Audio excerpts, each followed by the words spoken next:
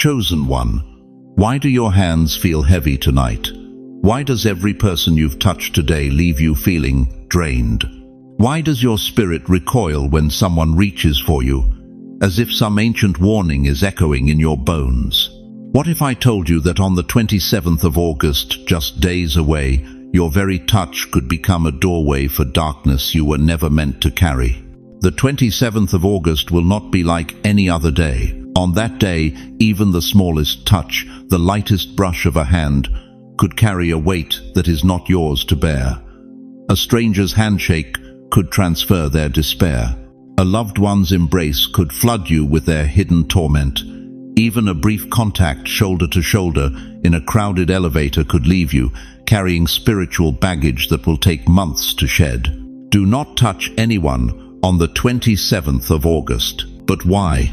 Stay with me, because if you miss this warning, you may walk blind into a storm that will leave your soul battered and your spirit confused for weeks to come. You see, chosen one, human touch on that day will be like absorbing another person's storm, like grabbing lightning with bare hands. What looks like simple contact becomes spiritual contamination. What feels like normal interaction becomes energetic invasion. The person standing next to you might be carrying generations of family curses, and one accidental touch could make their burden your burden. Before we dive deeper into this sacred warning, I want to pause and honor every single one of you who has supported this message through super thanks. Your generosity means more than you know. You're not just donating. You're helping spread light to others who feel alone in their calling. Whether you sow a seed or simply offer your attention, I'm deeply grateful for your presence here, your support, your time, your very soul being here. It all matters. And if this message is already resonating with your spirit, go ahead and let that seed of faith guide you. But right now, if you feel a stirring inside as I speak, if something deep in your spirit is confirming what I'm telling you, type, "I'm listening" in the comments. Let heaven see you acknowledging this warning. Let the angels know that you heard the alarm before the storm hits. Because what I'm about to reveal about the 27th of August will either prepare you or leave you wondering why no one warned you about the spiritual war zone you're about to walk into. The clock is already ticking, chosen one. And ignorance will not be your shield. Have you ever wondered why certain days feel different before they even begin? Why your spirit grows restless when you can't explain what's coming? Why does the 27th of August keep appearing in your dreams, whispering warnings your conscious mind refuses to hear? Listen carefully, chosen one, because what I'm about to reveal has been hidden in plain sight for centuries. The 27th of August marks a day when the veil between hidden shadows and human emotions grows thin. So thin that what normally takes weeks to transfer between souls can happen in a single touch. The spiritual realm presses closer to our world, and every human contact becomes a potential doorway for energies that were never meant to mingle. You think I'm speaking in riddles, but Scripture itself warns us of such times. Remember the night of Passover in Exodus 12, when God commanded the Israelites to stay behind closed doors. Not suggestions, commands. None of you shall go out of the door of his house until morning. Why? Because death itself was walking the streets that night, and even the chosen people needed divine protection from forces beyond their control. The angel of death passed over their homes, but it was moving, it was active, it was transferring judgment from house to house, and only those who obeyed the divine instruction to stay separated were spared. That night, physical distance meant the difference between life and death. On the 27th of August, emotional and spiritual distance will mean the difference between carrying your own burdens and drowning under the weight of everyone else's. But this isn't just ancient history, dear one. Look at how Jesus himself handled moments of intense spiritual warfare. Luke 5:16 tells us that he withdrew himself into the wilderness and prayed, not sometimes, regularly. The Son of God, who had all power and authority, still recognized when separation was necessary for spiritual survival. If Jesus needed solitude before facing spiritual battles, What makes you think you can walk into the 27th of August surrounded by people and emerge unscathed? Here's what's happening in the unseen realm and why your spirit has been warning you for weeks. On the 27th of August, the spiritual atmosphere becomes hyperconductive. Emotions, curses, generational bondages, demonic assignments, all of it moves faster, sticks harder, transfers easier. That person who shakes your hand at church might inadvertently pass you their depression. The cashier who brushes your fingers while giving change could transfer decades of family trauma. Your own grandchild's innocent hug could flood you with anxieties they picked up at school. You're thinking, this sounds impossible, but answer me this. Why do you feel drained after being around certain people? Why do some rooms make your spirit heavy while others lift you up? Why can you walk into a hospital and feel the collective weight of suffering, or enter a church and sense the accumulated prayers? Because spiritual energy is real, and it moves between people constantly. The 27th of August simply amplifies what's always been there. This is why God is calling His chosen to avoid even the kindest touch on this day. It's not about fear, it's about wisdom. It's not about isolation, it's about protection. When an electrical storm is brewing, you don't stand under trees holding metal rods. When a spiritual storm is coming, you don't stand in crowds absorbing everyone else's spiritual weather. But here's where it gets deeper, where the real mystery unfolds. Why the 27th of August specifically? What makes this date different from every other day in the calendar? The answer lies buried in prophetic patterns that most believers never notice, in celestial alignments that speak to those who have eyes to see, in biblical numerology that reveals God's precise timing for supernatural events. You see, August is the 8th month, and in biblical numerology, 8 represents new beginnings, resurrection, regeneration. But it's also the number of divine testing, of spiritual transition, of moments when heaven separates the wheat from the chaff. The 27th day carries its own significance. 2 + 7 = 9. The number of divine completion, of the end of a cycle before something entirely new begins. When these numbers converge on the 27th of August, they create what ancient prophets called a time of sifting a day, when God shakes everything that can be shaken to reveal what cannot be moved. But those who understand the season and respond with obedience will emerge stronger, clearer, more aligned with their divine purpose than ever before. I can sense some of you thinking, but what about my family? What about my responsibilities? What about the people who depend on me? Listen, beloved, sometimes the most loving thing you can do is protect yourself so you can serve others from a place of strength rather than depletion. A doctor doesn't enter a room full of contagious patients without protection. A firefighter doesn't run into burning buildings without proper gear. And a chosen one doesn't walk into a day of spiritual intensity without divine wisdom guiding their steps. Write down today's date right now. Circle the 27th of August on your calendar. This is your prophetic marker, your divine appointment with destiny. This isn't about living in fear, it's about walking in wisdom. This isn't about becoming antisocial, it's about becoming spiritually strategic. But there's something else.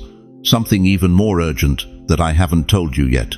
The deeper reason why this day matters so much, why heaven itself has been orchestrating events to bring this warning to your attention, why your spirit has been restless for weeks, that revelation can only be shared with those who prove they're truly listening, truly ready to receive what God is about to release. Are you ready to discover why the 27th of August isn't just another day of caution, but actually the doorway to the greatest spiritual breakthrough of your lifetime? Listen to me, dear one.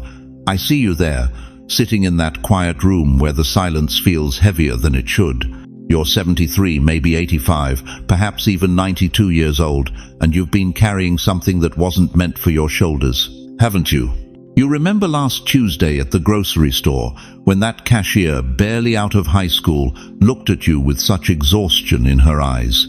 You tried to be kind, offered a gentle smile, maybe touched her hand as you handed over your credit card. But when you walked away, something felt different, heavier, like her weariness had crawled inside your chest and made itself at home. Have you ever felt someone's anger become your anger?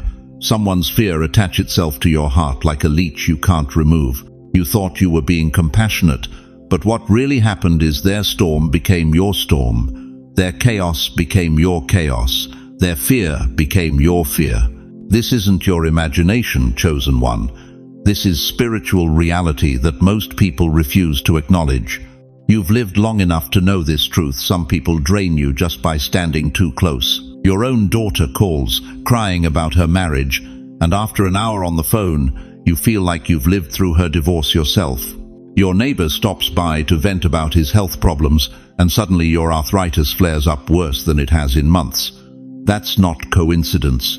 That's energy transfer through emotional contact. Scripture warns us in Proverbs 27:14, "A loud and contentious person who blesses his neighbor early in the morning, it will be counted as a curse to him." Even well-meaning contact can become contamination when the other person is carrying darkness they haven't dealt with. But you know what breaks my heart most? You've been taught that saying no to physical contact is selfish. You've been told that pulling away from draining people makes you unloving. So you've spent decades, absorbing everyone else's emotional garbage because you thought it was Christian duty. Their depression becomes your depression. Their anxiety becomes your anxiety. Their generational curses become your generational curses. And here's what's going to shock you. Every time you felt mysteriously exhausted after visiting certain family members, every time you've walked away from a conversation feeling like someone sucked the life out of you, every time you've touched someone in comfort, only to find yourself needing comfort for days afterward, that was proof of what I'm telling you right now. You are an empath, chosen one. You absorb energy whether you want to or not. But most people don't understand this spiritual law, so they've been using your gift against you your entire life. Remember, Jesus himself withdrew from the crowds. Luke 5:16 tells us, "But he would withdraw to desolate places and pray." The Son of God, who could heal multitudes, still needed separation from the spiritual drain of constant contact. If Jesus needed boundaries, how much more do you? But here's where this becomes urgent, where this becomes a matter of spiritual life and death. On the 27th of August, that natural absorption you've experienced your whole life will multiply by 10, maybe 20. The spiritual atmosphere will be so charged that a simple handshake could leave you carrying someone's suicidal thoughts. A hug from a troubled grandchild could transfer their addiction struggles straight into your spirit. Their storm becomes your storm, but magnified. Their chaos becomes your chaos, but amplified. Their fear becomes your fear, but intensified beyond anything you've ever experienced. You think I'm exaggerating? Think about this. You've probably already noticed that certain days feel different, haven't you? Days when everyone seems on edge, when arguments break out for no reason, when technology malfunctions and plans fall apart. Those are days when the spiritual atmosphere is already unstable. The 27th of August will be one of those days, but exponentially more intense. This is why God has been preparing you through decades of learning to discern spiritual drainage. Every time you've felt that strange exhaustion after being around negative people, you were being trained to recognize when your spiritual boundaries were being violated. Every time you've walked away from someone thinking, "Something's not right here," your spirit was developing the discernment you're going to need. But most of you have ignored those warnings because you didn't want to seem unloving.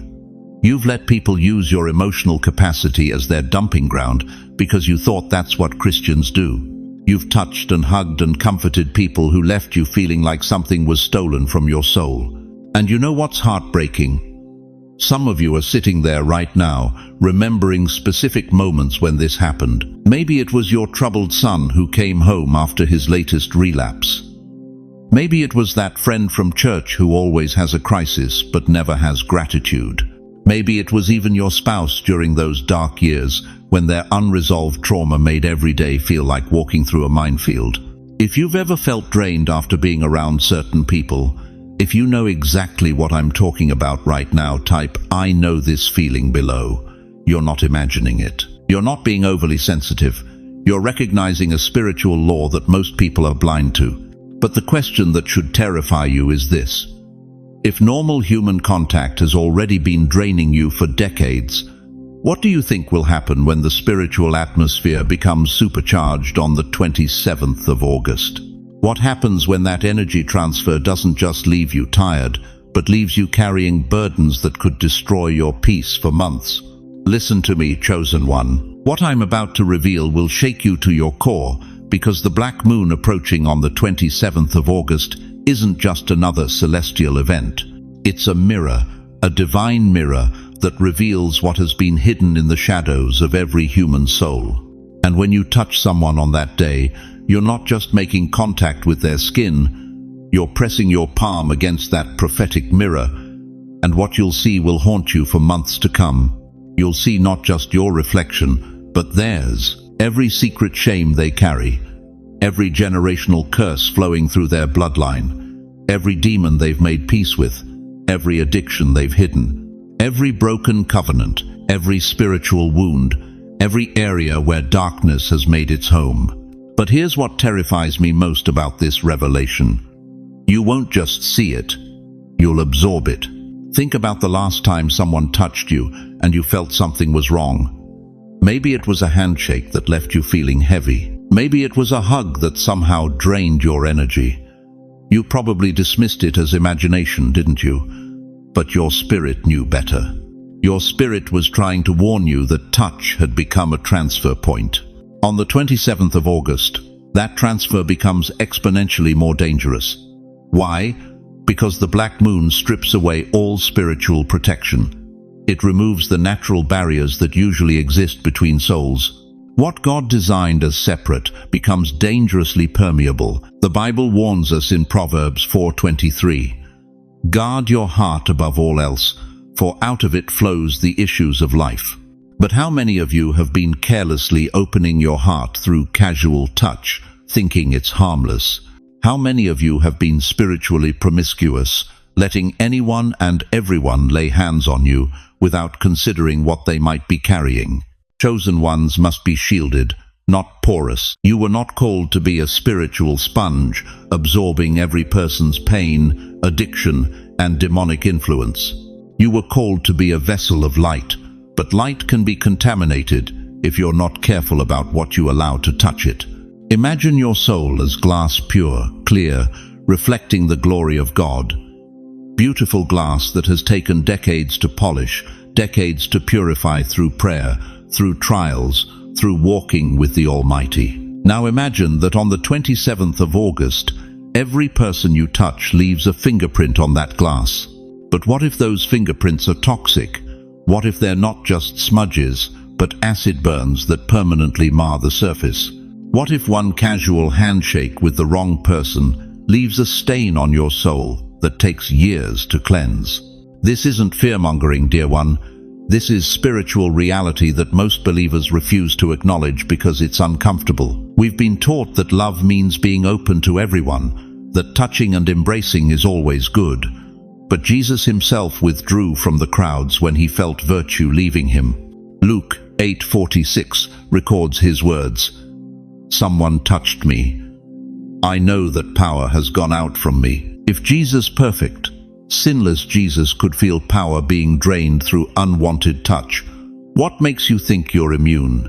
What makes you think you can casually touch everyone on the 27th of August without consequence? Here's the truth that's going to cut deep. Some of you reading this right now are already carrying spiritual contamination from people you've touched. That depression that came out of nowhere last month, that sudden anxiety that doesn't match your usual peace, that inexplicable anger that rises in your chest for no reason. You might not be dealing with your own issues at all. You might be carrying someone else's spiritual baggage, and you don't even realize it. On the 27th of August, this phenomenon becomes 1,000 times more intense. The black moon acts like a spiritual amplifier, magnifying every transfer, every contamination, every unwanted spiritual exchange. What would normally be a small drain becomes a hemorrhage.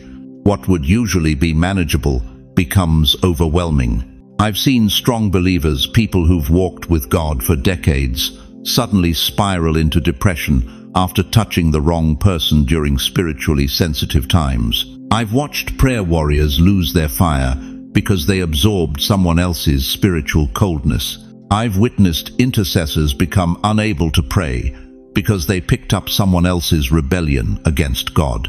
And the most heartbreaking part, most of them never connected their spiritual decline to that moment of contact.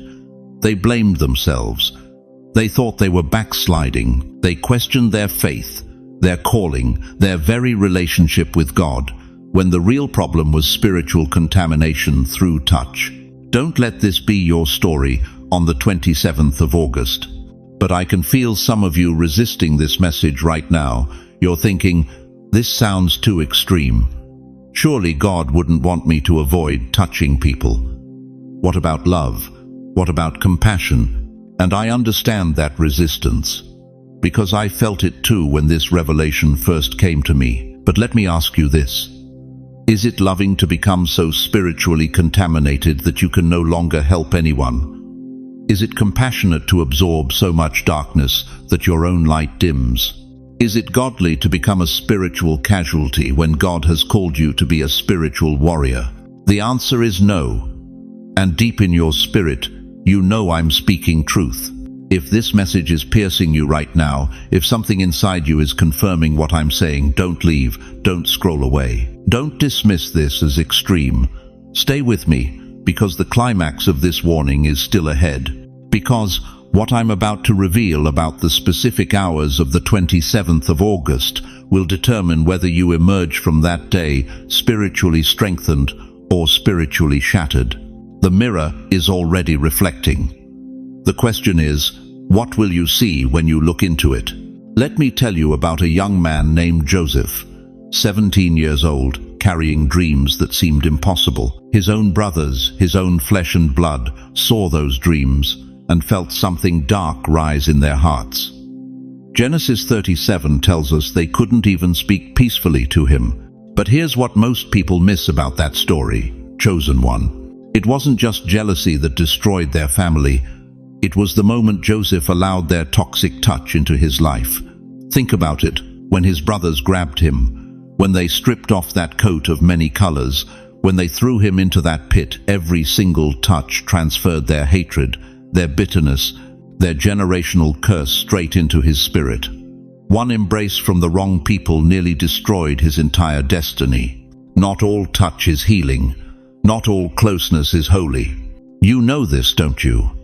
You felt it in your own life. Maybe it was that family reunion last Christmas where Uncle Frank's handshake left you feeling heavy for days. Maybe it was when your daughter-in-law hugged you goodbye and you walked away carrying her marriage problems like they were your own. Maybe it was that well-meaning friend at church who squeezed your shoulder while sharing their latest crisis, and suddenly their anxiety became your sleepless nights. You thought you were being compassionate. You thought you were showing love. But what if I told you that some burdens were never meant for your shoulders to carry?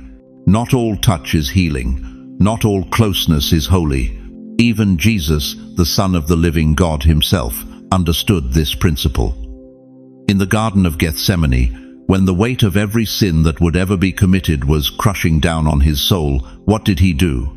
Luke 22:41 tells us, he withdrew from them, about a stone's throw away. He separated himself, even from his closest disciples, even from Peter, James, and John, who had walked with him for 3 years. Why?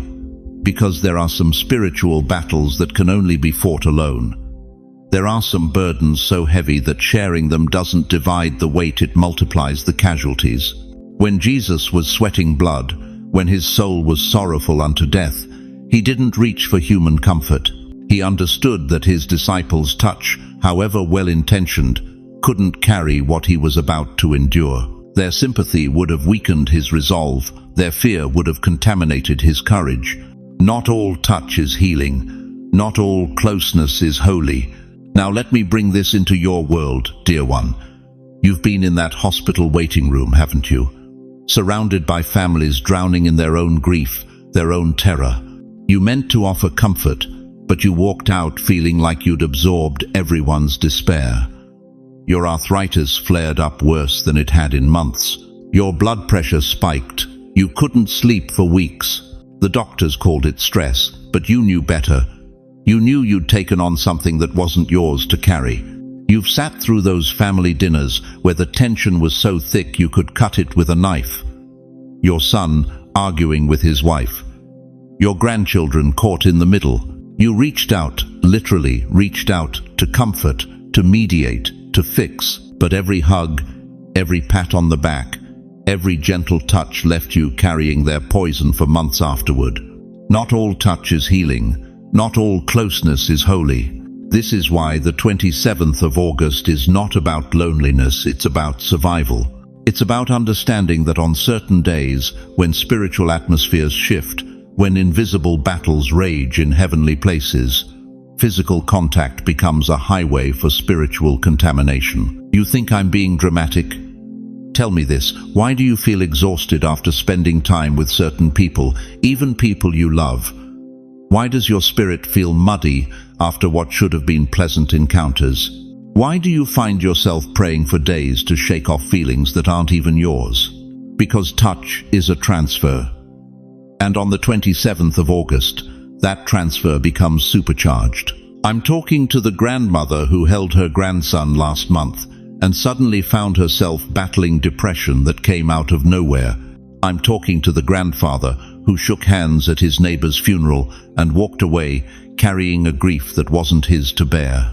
I'm speaking to every senior who has ever wondered why they feel like emotional sponges, soaking up everyone else's pain. It's because you're sensitive, you're open, you're carriers of light in a dark world. But that same sensitivity that makes you powerful in prayer, that makes you wise in counsel, that makes you a blessing to your family, it also makes you vulnerable to spiritual attack through physical contact. Not all touch is healing. Not all closeness is holy. The 27th of August will amplify this reality 1,000-fold. What normally takes weeks of exposure will happen in seconds. A simple handshake could transfer someone's financial anxiety. A goodbye hug could flood you with their hidden addictions. Even brushing shoulders in a grocery store could leave you carrying the spiritual debris of a stranger's broken life. This isn't theory, chosen one. This is warfare disguised as human connection. The enemy knows that God's people are called to bear one another's burdens. He knows that love compels us to reach out, to comfort, to connect. But he also knows how to weaponize that very compassion against us. He turns our greatest strength into our greatest vulnerability. If you're hearing this and your spirit says yes, if something deep inside you is confirming every word I'm speaking, then you have a choice to make.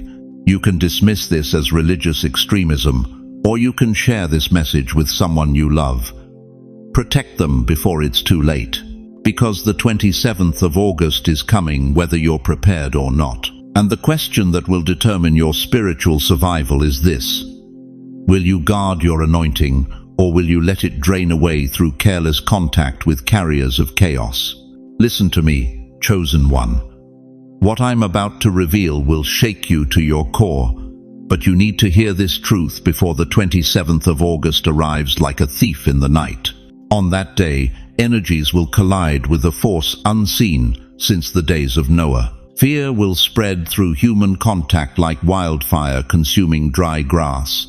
Anger will transfer from person to person faster than any virus science has ever documented. Every emotion, every spiritual burden, every generational curse carried by another soul will become available for instant transmission through the simplest human touch. That handshake with your neighbor, that hug from your grandchild, that gentle pat on the back from a well-meaning friend. It may seem small, innocent, even loving. But beloved, it is a spiritual transfer of unprecedented magnitude. And God himself is warning his chosen ones. Do not touch. You think I'm being dramatic?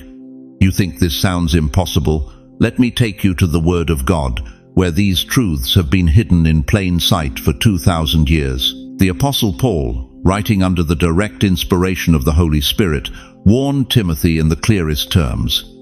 Lay hands suddenly on no man, neither be partaker of other men's sins.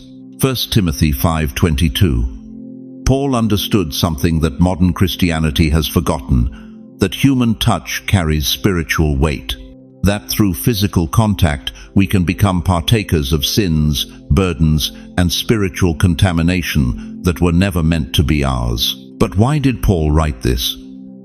Because he had witnessed firsthand what happens when divine energy meets human flesh. He had seen the power of God flow through touch, but he had also seen the devastating consequences when that same channel becomes corrupted.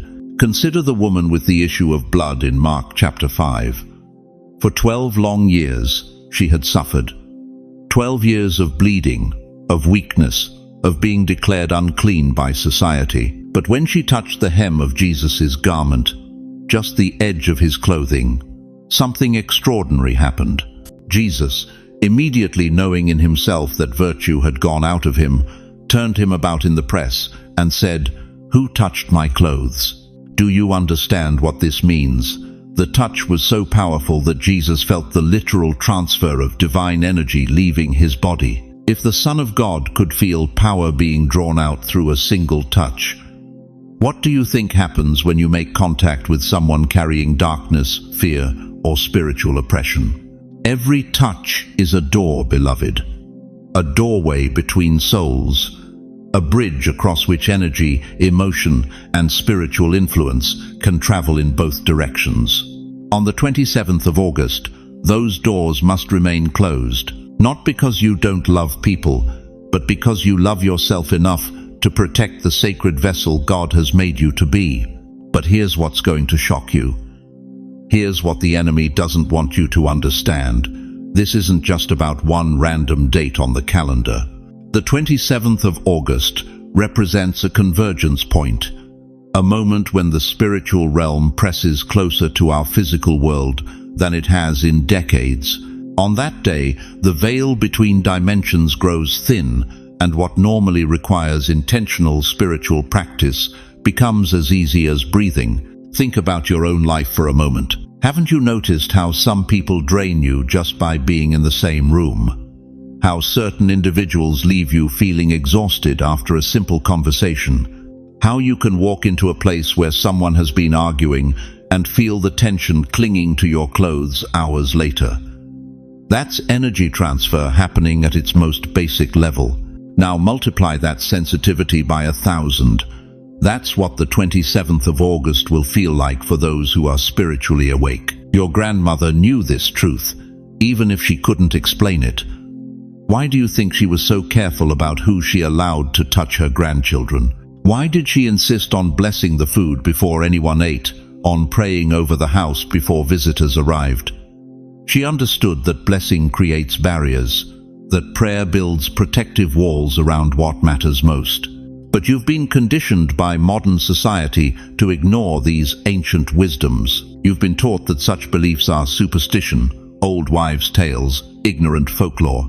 The enemy has spent generations convincing God's people that spiritual protection is unnecessary, that energy transfer is imaginary, that you can expose yourself to any influence without consequence. And look where it's gotten us. Look at the anxiety epidemic ravaging this generation.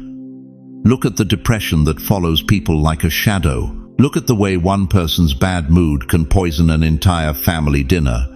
This isn't psychology, beloved. This is spiritual contamination spreading through human contact. On the 27th of August, that contamination will become concentrated, amplified, weaponized. The person standing next to you in the grocery store checkout line might be carrying suicidal thoughts. One handshake with them could leave you battling dark impulses you've never experienced before. Your coworker who seems fine on the surface might be harboring generational trauma from childhood abuse. A simple high five could transfer that pain directly into your emotional body. This is why God is issuing this warning now. This is why you're hearing these words at this exact moment. because you are chosen, and chosen ones cannot afford to walk blindly into spiritual warfare.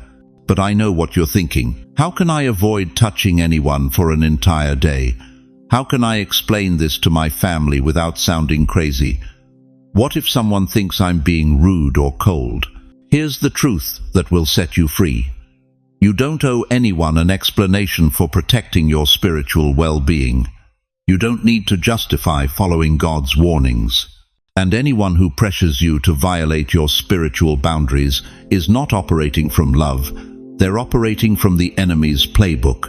If you're receiving this revelation, if something deep in your spirit is confirming these words, type "I will stay shielded" in the comments right now. Let heaven see that you heard the warning. Let the angels know that you choose protection over popularity, because what happens on the 27th of August will determine how the rest of your year unfolds. And the choice you make about human contact on that day will echo through every relationship, every interaction, every spiritual encounter you have for months to come. The question burning in your chest right now is this: will you trust what your spirit is telling you, or will you let fear of man override the wisdom of God? When the world goes loud, heaven whispers, and the chosen must learn the language of silence. Listen to me, dear one. Right now, as I speak these words, your house is probably filled with noise. The television murmuring in the background, the refrigerator humming, cars passing outside your window, your phone buzzing with messages from people who don't understand the weight you carry. But what if I told you that all of that noise, every single sound, is keeping you from hearing the most important message of your life? On the 27th of August, silence will not be emptiness. It will be your shield of glass, keeping out the storms of others. You see, beloved, the world has taught you to fear silence. They've convinced you that being alone means being forgotten, that quietness equals loneliness, that stillness is just another word for giving up. But that's the enemy's greatest lie. Because in silence, true, sacred silence, you become untouchable by the chaos that others carry. Think about this. When was the last time you sat in complete silence for more than 5 minutes? When was the last time you turned off every device, closed every door, and just listened? I'll tell you what you heard. Nothing. And that terrified you, didn't it? Because you've been programmed to believe that silence means God isn't there. But what if silence is exactly where God has been waiting for you all along? Look at the pattern. Chosen one. Even Moses stood alone on Mount Sinai while the Israelites partied with golden calves below. For 40 days and 40 nights, he sat in silence with the Almighty while 2 million people made noise at the bottom of the mountain. Did God abandon Moses in that silence? Number.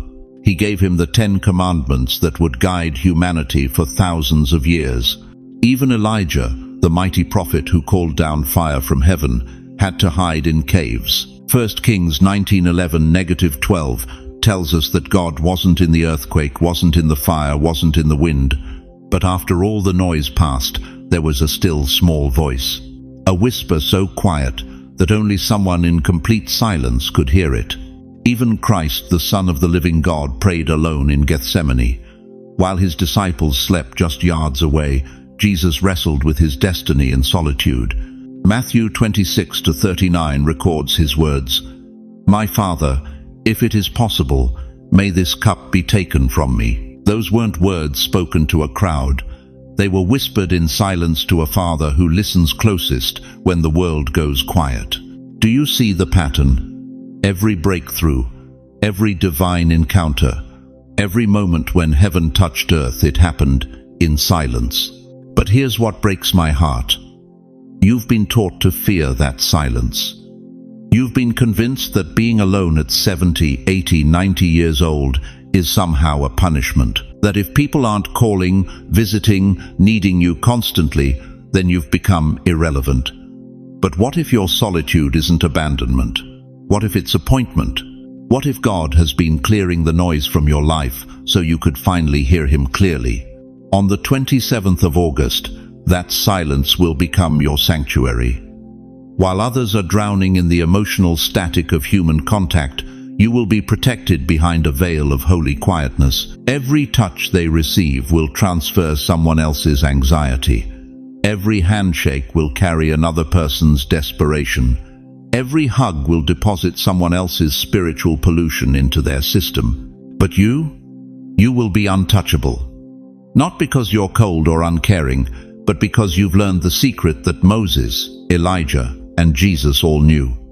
In silence, you become a fortress. In stillness, you become a lighthouse. In solitude, you become a sanctuary where only God's voice can reach. Listen to me carefully, dear one. The world will try to make you feel guilty about this. They'll call you antisocial, withdrawn, unfriendly. Your own family might question why you're pulling away. But remember this: every time Jesus needed to hear from the Father, he withdrew to a lonely place. Luke 5:16 tells us this wasn't a one-time event. It was his pattern, his lifeline, his secret weapon, and it must become yours. But here's where most people miss it. They think silence is passive. They imagine it's about doing nothing, being nothing, contributing nothing. But biblical silence is active.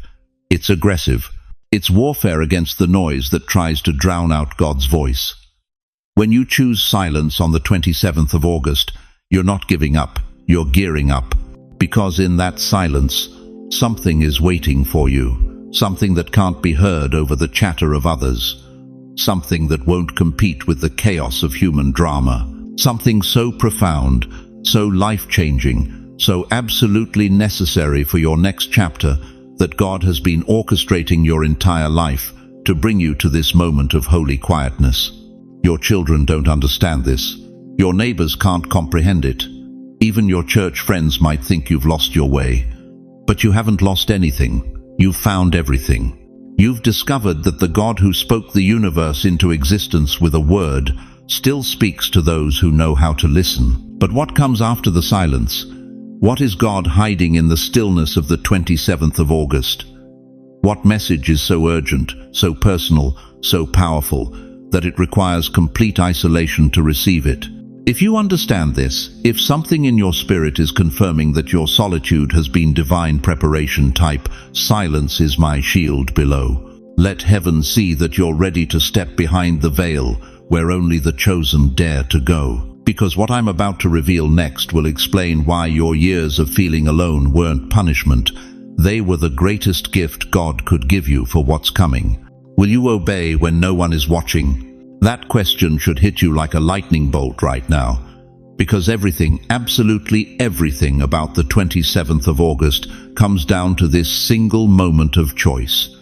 Not the choice you make in front of your pastor. Not the decision you announce to your family. But the choice you make when you're standing alone in your kitchen at 2 p.m. when someone reaches out their hand and every fiber of your being wants to respond the way you always have. Will you obey when it makes no sense, when it feels unnatural, when it goes against every social instinct you've developed over 70, 80, 90 years of living? Let me tell you something that's going to shake you to your core, chosen one. The God of the universe has been testing your obedience your entire life. Every moment of confusion, every season of waiting, every time he asked you to do something that seemed impossible or illogical, it was all preparation for this one day, the 27th of August. The day your obedience will be measured not in grand gestures, but in restraint. Not in what you do, but in what you refuse to do. Think about Noah. Genesis 6:19 tells us God commanded him to build an ark when there wasn't a cloud in the sky. Can you imagine the mockery? Can you picture the neighbors laughing as this old man hammered away, day after day, building a massive boat in the middle of dry land? For 120 years, Noah obeyed without seeing a single drop of rain, without any evidence that what God said would actually happen. But here's what most preachers won't tell you about Noah's story. The hardest part wasn't building the ark. The hardest part was walking past his neighbors every morning, hearing their laughter, feeling their judgment, and still picking up that hammer. The test wasn't in the building, it was in the continuing to build when everything looked foolish. That's exactly where you are right now, beloved. People will think you've lost your mind when you refuse to shake hands, decline hugs, step back from casual contact on the 27th of August. They'll call you paranoid, antisocial, maybe even crazy, but Noah looked crazy too. Until the first raindrop fell. Look at Abraham. Hebrews 11:8 declares, "By faith Abraham obeyed when he was called to go out to the place which he would receive as an inheritance. And he went out, not knowing where he was going." 75 years old when God said, "Leave everything you know and follow me." No GPS, no roadmap, no guarantee of where he'd end up or what he'd find when he got there. But Abraham packed up his entire life and started walking. Why? Because obedience doesn't require understanding, it requires trust. And trust doesn't ask for explanations, it acts on authority. You see, dear one, your entire life has been leading to this moment. Every time you felt forgotten, overlooked, set aside by a world that worships youth that wasn't abandonment. That was training. Your waiting was not wasted. It was your obedience being tested. Every lonely evening when you wondered if anyone remembered you were alive, God was watching to see if you'd still trust him when the validation stopped coming. Every financial struggle that didn't make sense, every health scare that seemed random, every relationship that ended without explanation, those weren't accidents. They were obedience tests. Would you still praise him when you couldn't see the purpose? Would you still follow when the path went dark? Would you still believe when the evidence contradicted everything you hoped for? And you passed every single test. That's why you're still here. That's why you're hearing these words. That's why you feel that stirring in your spirit right now that confirms everything I'm telling you. But here's the brutal truth that's going to cut deep. Most people fail the obedience test when it comes disguised as something small.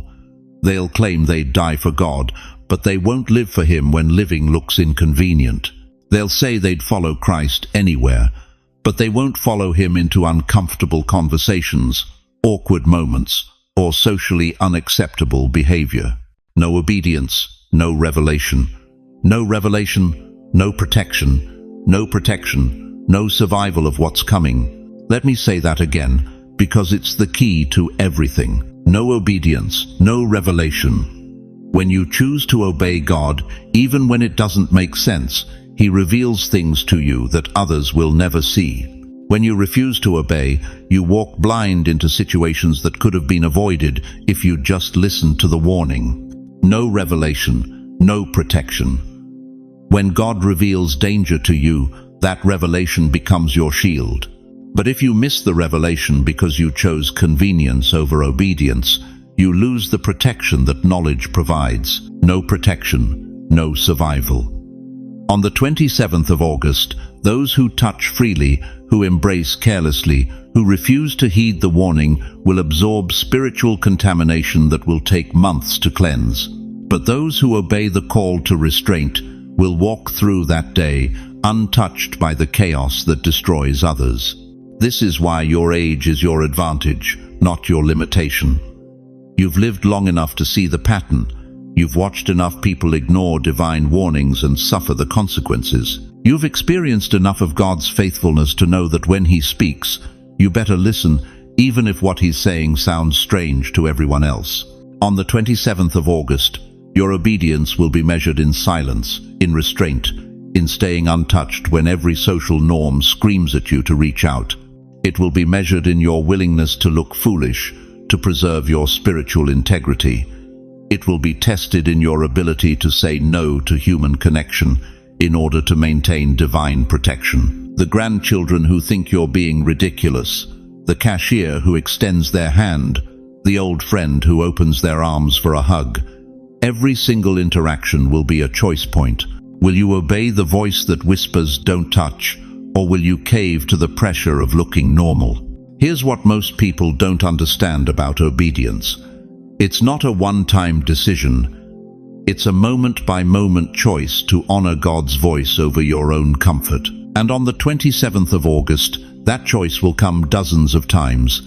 Each time will be easier or harder depending on how you handle the first one. Say it out loud with me right now. I will obey even in the silence. Don't just think it, speak it into the atmosphere. Let the angels hear your commitment. Let your own spirit know that you've made the choice before the pressure comes. Because what I'm about to reveal next will show you exactly what happens to those who fail this test, and why the price of disobedience on the 27th of August is higher than you can imagine. Every hand carries history. Every embrace carries energy, and on the 27th of August, shadows will ride on touch like darkness riding on light. Dear one, let me ask you something that might chill you to the bone. When was the last time someone hugged you and you walked away feeling heavier instead of lighter? When was the last time a simple handshake left you drained for hours afterward? When was the last time you touched someone and felt like you absorbed their sadness, their fear, their desperation? You thought it was your imagination, didn't you? You told yourself you were being too sensitive, too dramatic, too spiritual for your own good. But what if I told you that what you felt was absolutely real? What if I told you that human touch is one of the most powerful forms of spiritual transfer on this earth? On the 27th of August, that transfer becomes a flood. Think about it this way, chosen one. Every person walking this earth is carrying something. Some carry joy, peace, and blessing. But others carry generational curses, unhealed trauma, spiritual oppression, and demons they don't even know they host. When you touch them, when skin meets skin, it's like letting a stranger write on the tablet of your soul with ink that never erases. You've experienced this before, haven't you? Maybe it was your neighbor who came over just to talk and left you feeling like you'd been hit by a truck. Maybe it was that person at church who hugged you after service and suddenly you couldn't shake their depression for 3 days. Maybe it was your own grandchild whose innocent touch somehow transferred their anxiety about school, about friends, about things no child should carry. Have you ever carried someone else's grief so deep it felt like yours? That is the power of transfer. The Bible warns us about this in 2 Corinthians 6:14. Do not be yoked together with unbelievers. But this isn't just about marriage or business partnerships. The word yoked in Greek is heterozygio. It means to be bound together, connected, sharing the same burden. Every time you touch someone, you risk being yoked to whatever they carry. Most people think this is metaphorical, but you know better, don't you? You felt it. The moment someone's pain became your pain, the instant their worry became your sleepless night, the second their anger became the fire burning in your chest. Let me tell you about Mrs. Henderson from Brooklyn, 83 years old, faithful Christian for 60 years. Every Sunday after church, she would hug everyone goodbye. Such a sweet, loving gesture, right? But by Monday morning, she was always depressed, anxious, carrying weight that wasn't hers. Week after week, she absorbed the spiritual pollution of 40 different people through what she thought was just Christian love. It took her pastor pulling her aside and explaining spiritual boundaries before she understood. The hugs weren't blessing her, they were draining her. The touches weren't healing her, they were contaminating her. She wasn't being loving, she was being spiritually reckless. And on the 27th of August, that contamination multiplies exponentially. You see, beloved, there are seasons when the veil between the physical and spiritual worlds grows thin, times when what normally stays hidden breaks through. The 27th of August is one of those times. The same touch that might transfer a little sadness on an ordinary day could transfer a crushing weight of despair on that day. The same handshake that usually leaves you slightly uncomfortable could leave you battling thoughts that aren't your own for weeks. This is why Jesus often withdrew from crowds. Luke 5:15-16 tells us that crowds of people came to hear him and to be healed of their sicknesses. But Jesus often withdrew to lonely places and prayed. Why did he need to withdraw? Because even the Son of God understood that prolonged contact with broken humanity requires spiritual cleansing and renewal. If Jesus needed to step away, what makes you think you don't? But here's what will shock you. That person reaching for your hand on the 27th of August might look perfectly normal. They might be your best friend, your loving daughter, your trusted pastor. They might smile, laugh, and seem completely at peace. But underneath that surface, they could be carrying spiritual torment they don't even recognize. Depression masked by medication, anxiety hidden behind busy schedules, generational curses that have been passed down for decades without anyone in their family ever acknowledging them. And one touch, one innocent, well-meaning touch, could make their burden your burden. Remember King Saul? He looked like the perfect king. Tall, handsome, chosen by God himself. But 1 Samuel 16:14 tells us that the Spirit of the Lord departed from Saul, and an evil spirit from the Lord troubled him. Do you think everyone could see that evil spirit? Do you think it was obvious when people shook his hand or embraced him? Of course not. But the transfer was real. This is why God says, do not touch. Not because he wants you isolated and lonely, but because he is cleansing you, not staining you. For months, maybe years, God has been working to purify your spirit. He's been removing generational curses from your bloodline. He's been healing trauma you didn't even remember. He's been cutting spiritual ties that have bound your family for generations. And now, as you stand on the threshold of the 27th of August, he's saying, don't let someone else's pollution contaminate what I've made clean. Isaiah 52:11 commands, depart, depart, go out from there, touch no unclean thing, come out from it, and be pure. This wasn't just about ceremonial cleanliness in the Old Testament. This was about spiritual protection that transcends time. Think about how Jesus handled the woman with the issue of blood in Mark 5:25-34. For 12 years, she was considered unclean. For 12 years, anyone who touched her became ceremonially defiled. But when she touched Jesus, instead of her uncleanness transferring to him, his purity transferred to her. That's the power of someone who is spiritually protected. On the 27th of August, you have a choice. You can be like the woman who transfers contamination, or you can be like Jesus who transfers healing. But you can't be both. And you can't be a healer if you're absorbing everyone else's sickness. If you've ever carried someone else's storm unknowingly, if you've ever felt drained after helping someone, if you've ever absorbed another person's emotions like a sponge type, I've seen this below. Let heaven know you understand the reality of spiritual transfer. Because what I'm about to reveal next will show you exactly how to protect yourself without losing your ability to love. And why God's command to avoid touch on this one day isn't punishment. It's preparation for the greatest spiritual breakthrough of your lifetime. At midnight, when the 27th of August turns, the heavens lean closer. Angels watch, demons prowl, and every choice is magnified. Do you know what happens when the clock strikes 12? Do you understand why midnight has always been the hour of visitation? The moment when the veil between worlds grows thin as tissue paper. You've felt it, haven't you? That strange electricity in the air when the world sleeps, but your spirit stays awake, sensing something moving in the darkness that daylight cannot touch. Chosen one. The midnight of the 27th of August will not be like any other midnight you've ever experienced. At midnight, destiny weighs heavier. At midnight, silence speaks louder. At midnight, obedience shines brighter. Think about this. Every great biblical encounter happened in the darkness. It was at midnight that the death angel passed through Egypt, striking down every firstborn, while the Israelites huddled behind doors marked with lamb's blood. It was at midnight that God split the Red Sea, and Israel walked through on dry ground. It was at midnight that Gideon's tiny army defeated the mighty Midianites with nothing but trumpets and torches. But here's what chills my spirit as I speak to you tonight. It was also at midnight that Judas betrayed Jesus with a kiss.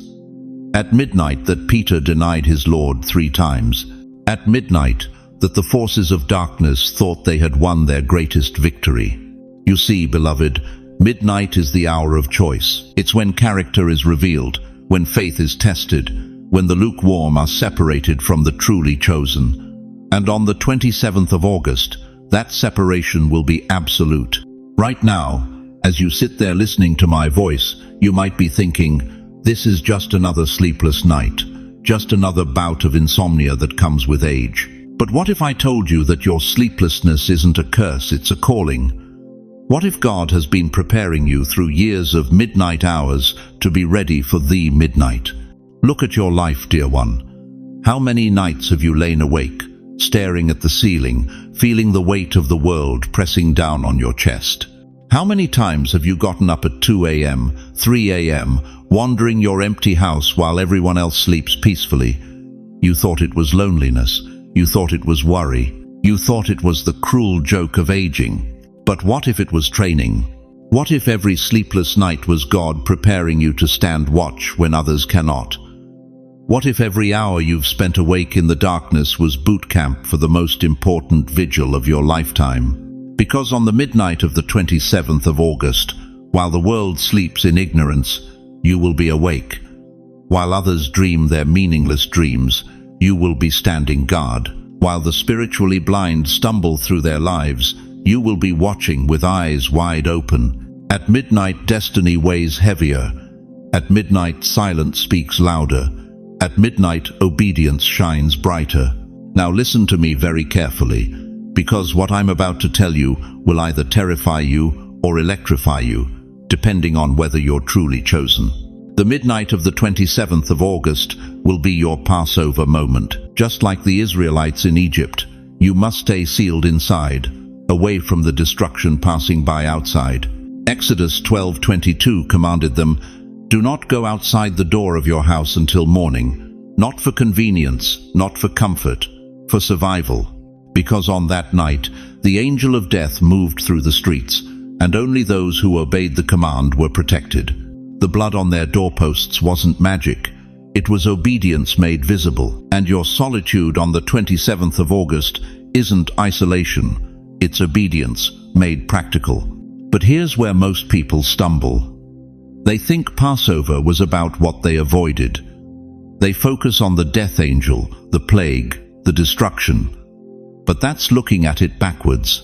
Passover wasn't about death, it was about deliverance. It wasn't about ending, it was about beginning. It wasn't about what they lost, it was about what they gained. Freedom.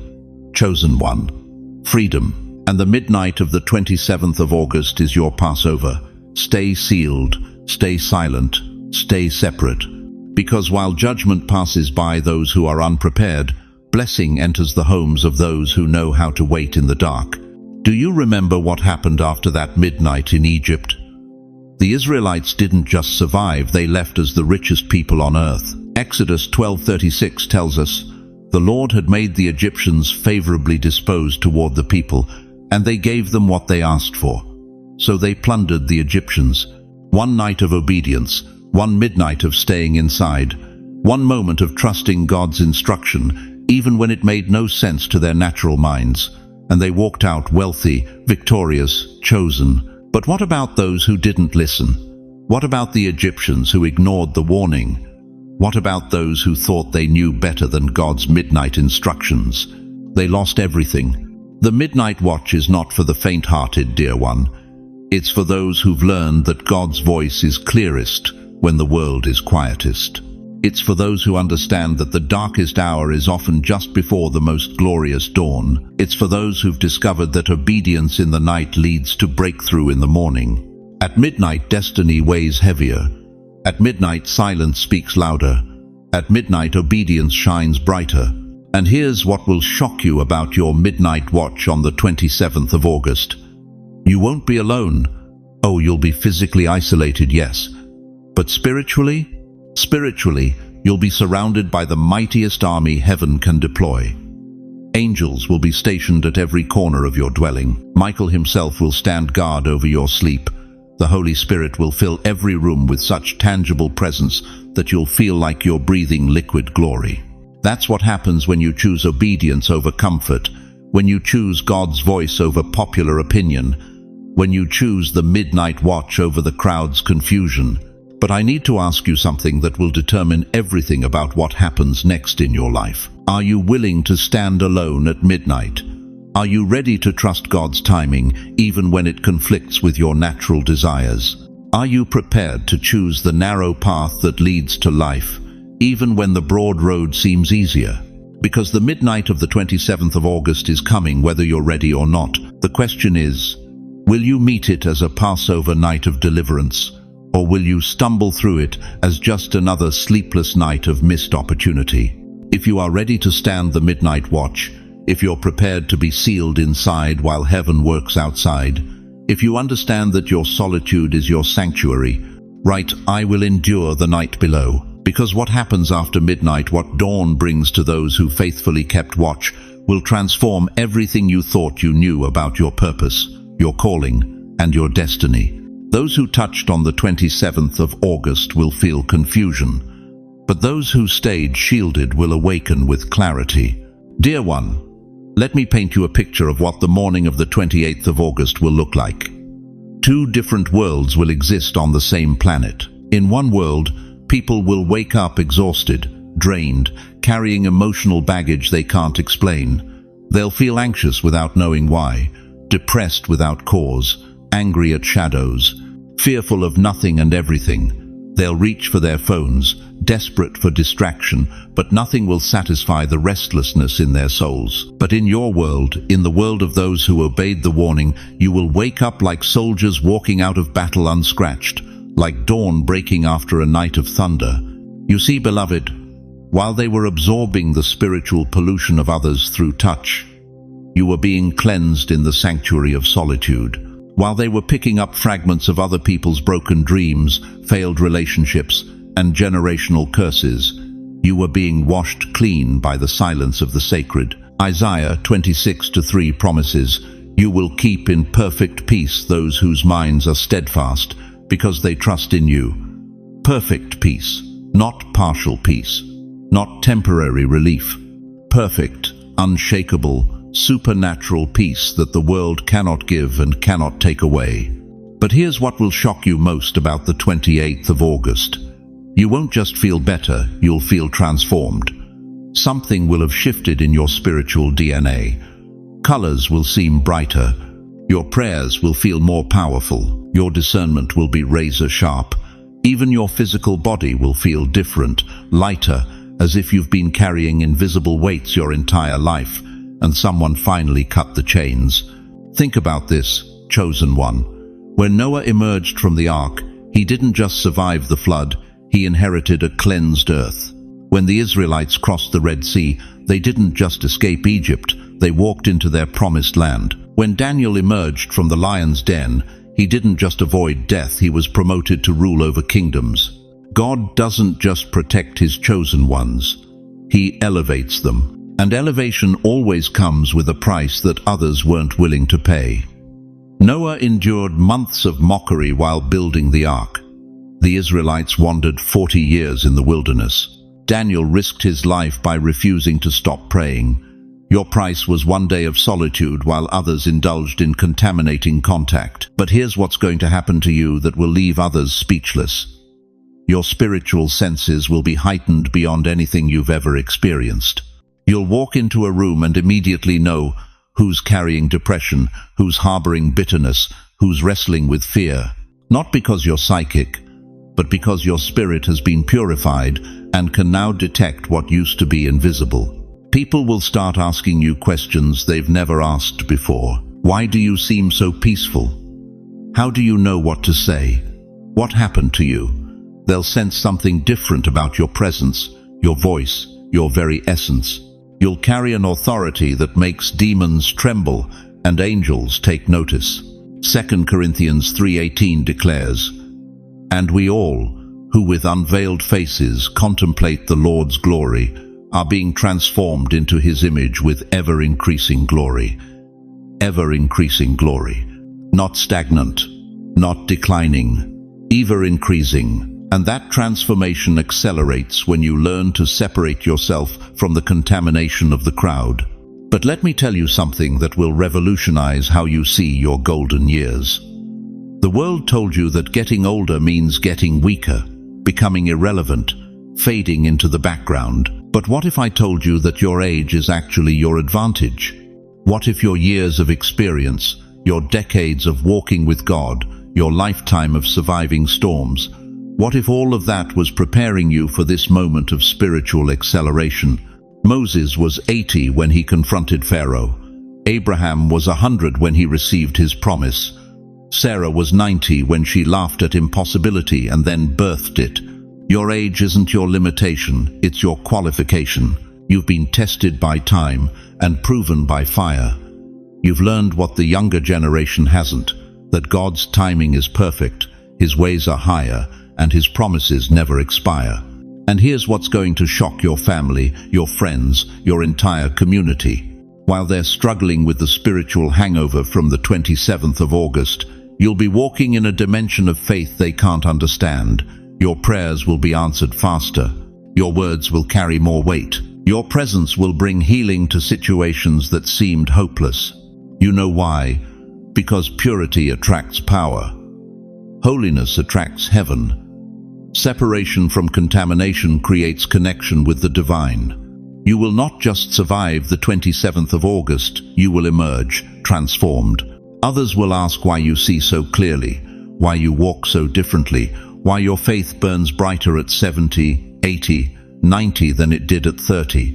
And you'll know that obedience in the small things leads to elevation in the big things.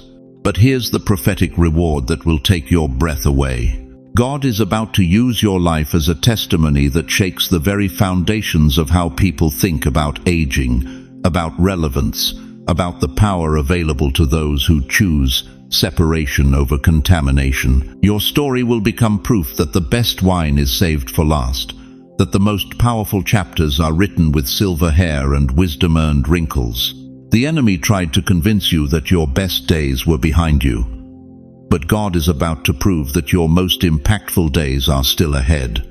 Your transformed life will become a lighthouse for a generation drowning in spiritual confusion. They'll look at you and remember that there's still hope, still power, still purpose available to those who dare to obey when obedience costs something. If you believe, you will emerge with new eyes, with renewed strength, with elevated authority type, new vision, new me below. Declare to heaven and earth that you're ready to step into the most powerful season of your entire life, because what I'm about to reveal next will show you exactly how to prepare for the most important 24 hours of your spiritual journey. Beloved chosen one, as we reach the end of this sacred journey together, I need you to carry 3 eternal truths in your heart as the 27th of August approaches. First, remember this. Your obedience to avoid physical contact on that day is not about fear, it's about faith. It's about trusting that God's warnings come wrapped in His love, and His protection always has a purpose greater than what we can see.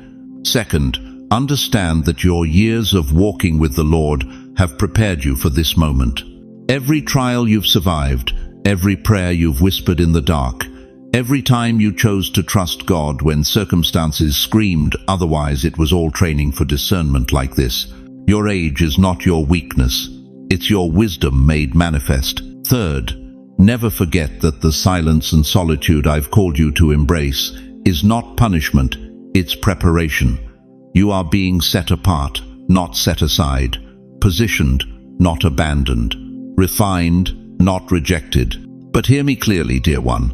You are not walking this path alone. Even when you choose solitude on the 27th of August, you are surrounded by the cloud of witnesses, upheld by the prayers of saints, and covered by the wings of the Almighty Himself. The God who has carried you this far will not drop you now. He is still working in your life, still writing your story, still preparing you for chapters that will astound you. And right here, in this community of believers, you have thousands of spiritual family members who understand your journey. We see your faithfulness. We honor your obedience. We stand ready to pray with you and for you, because iron sharpens iron, and the prayer of the righteous availeth much. Let me ask you this. If God has kept you alive to hear this message, if He has positioned you to receive this warning, if He has stirred your spirit to recognize truth, what does that tell you about His plans for your remaining days on this earth? Now, before I release you into God's perfect will, join me in prayer. Wherever you are, in your living room, your bedroom, even if you're listening in your car, place your hand on your heart and let me speak over your life as if I'm placing my hand on your shoulder. Heavenly Father, Ancient of Days, the God who neither slumbers nor sleeps, I come before you, carrying every precious soul who has watched this message. Lord, they have heard the warning, they have felt the stirring, and they have chosen to trust your voice above the noise of this world. Father, I pray for divine protection over their spirits on the 27th of August. Guard their hearts from contamination, shield their minds from confusion, and surround them with your presence so thick that no weapon formed against them shall prosper. Let their obedience become their testimony, their solitude, their sanctuary. God, breathe fresh strength into their weary bones. Where they feel forgotten, remind them they are treasured.